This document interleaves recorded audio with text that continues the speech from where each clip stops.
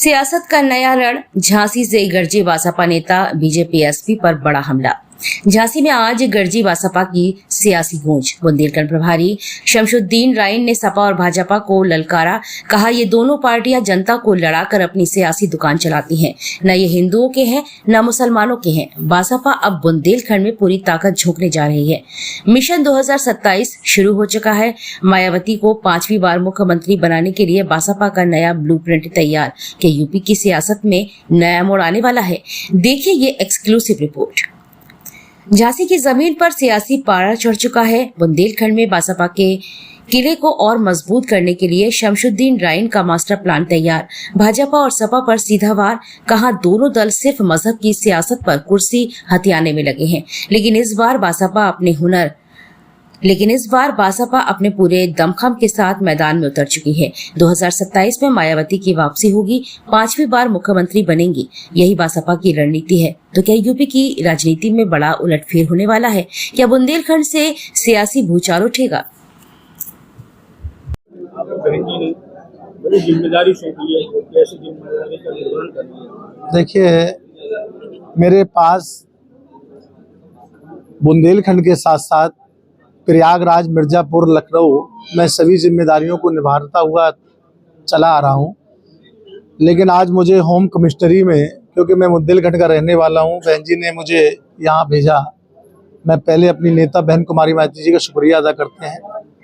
और साथ जिस तरीके से आपने देखा है कि बहुजन समाज पार्टी एक राजनीतिक दल के साथ साथ एक विचारधारा है। हम लोग विचारधारा पे काम करने वाले लोग हैं। सारे लोग एक साइड हैं। और इस बार 2027 में बहन कुमारी माइती जी को 5वीं बार मुख्यमंत्री बनाएंगे। ये मैं आपसे भी गुजारिश करते हैं कि आप लोग सब लोग सहयोग करेंगे।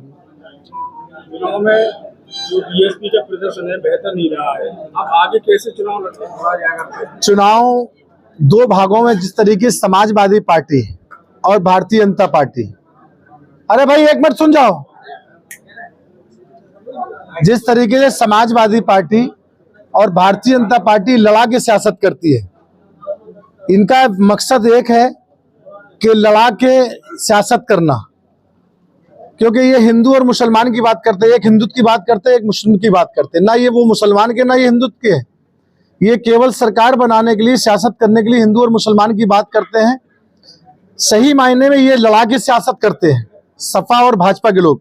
और बहुजन समाज पार्टी की नेता बहन कुमारी माइती जी मिला के सियासत करती। सर समाज को भाईचारा बना के, सोशल इंजीनियरिंग बनाकर, लोगों को भागीदारी देकर इस देश और के सबसे बड़े प्रदेश में बहन जी ने जब जब सरकार बनाई, सर समाज को एक गुलदस्ते के रूप में पेश किया और सर समाज को भागीदारी देने का काम किया। आज वही सर समाज के लोग, उनकी डिमांड है। और अगर किसी विरोधी से भी पूछ लो कि बहुजन समाज पार्टी की नेता बहन कुमारी माइती जी सरकार कैसी चली, तो आज विरोधी भी कहता है कि अगर लाइन ऑर्डर मेंटेन रहा है, अगर विकास रहा है, शिक्षा रही, स्वास्थ्य रहा, सुरक्षित रहा, तो बहुजन समाज पार्टी की सरकार में रहा। वोट कम कैसे हो गया फिर बीएसपी का? Very good. बहुत देखिए, मैंने कहा नहीं आपको, लड़ा के दो धार्मिक लोगों को आपस में भाईचारा बिगाड़ कर, और खासकर मैं तो ये कहूंगा कि आप लोगों का भी उसमें सहयोग लिया। कभी बीएसपी को दिखाने का काम नहीं किया।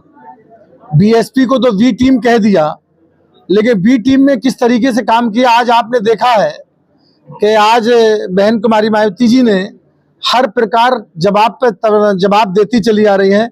आज भारतीय जनता पार्टी को मुंह तोड़ जवाब देने का काम कर रही हैं।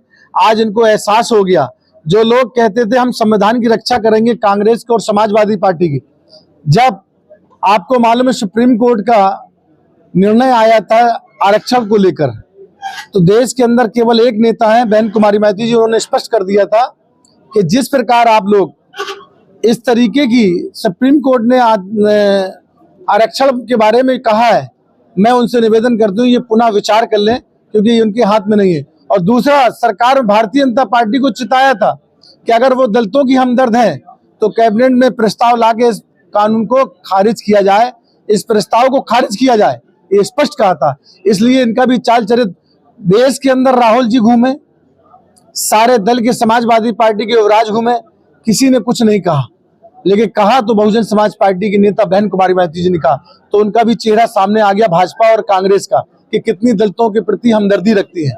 उसी दलितों को हम लोगों को बहकाकर दो धर्मों में बांटकर चुनाव कराने का जो काम किया था, आज जनता समझ चुकी है। आज अपर कास्ट भी समझ चुके हैं, पिछड़े समाज भी समझ चुके हैं और दलित समाज भी समझ चुके हैं। आज मुस्लिम समाज के लोग भी समझ चुके हैं कि मुस्लिम समाज ने 95% समाजवादी पार्टी को वोट देकर अपनी सरकार नहीं बना पाई। अगर उतने कम वोटों से अगर बीएसपी को मुस्लिम समाज दे देता तो उत्तर प्रदेश में नहीं, कभी देश में भारतीय जनता पार्टी जन्म नहीं ले पाई। मैं दावे के साथ कह सकता हूं।